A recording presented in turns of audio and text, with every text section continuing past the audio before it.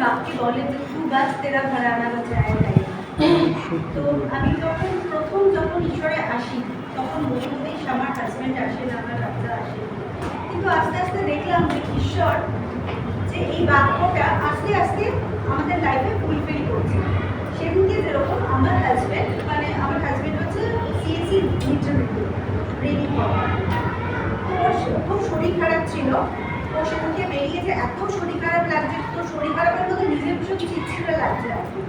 তো যাই হোক, কাজ তো করতেই হবে, গেছে।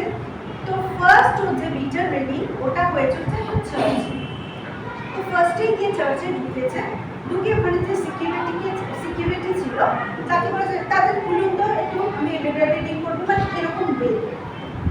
তো দেখছি যে সিকিউরিটি বলছে আপনি ভেবে গেছেন, আপনি একটু বসুন, আপনি শান্ত, তারপর আপনি করবেন। মানে এত সুন্দর কথা, মানে বলে যে যে ঈশ্বরের সন্তান হয় তার মধ্যে ঈশ্বরের ভালোবাসা, এই যে ভালোবাসা দিয়ে কথা বলা, একটু শান্ত করে দিয়েছে যে আমি এভাবে কথা বলছি, লোকটা এত সুন্দরভাবে আমার সাথে বিহেভিয়ার করছে।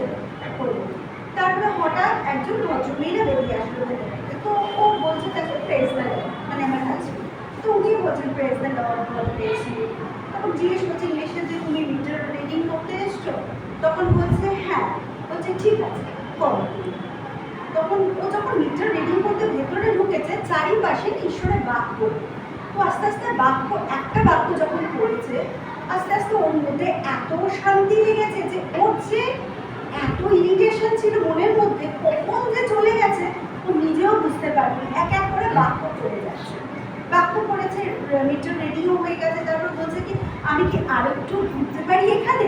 মানে বলে যেখানে পবিত্র আত্মার উপস্থিতি সেখানে স্বাধীনতা। মানে সব প্রকার বন্ধন থেকে ঈশ্বর কখনো চায় না আমাদের চিড়চিড়ে ভাব হোক, আমাদের শরীর খারাপ হোক, আমাদের মনে কষ্ট হোক, কিচ্ছু চায় না। ঈশ্বর সবসময় চায় যে তার সন্তানরা সবসময় ভালো থাকে। তাই যেই ওখানে গিয়ে পবিত্র আত্মার উপস্থিতি পেয়েছে, ও চেঞ্জ হয়ে গেছে।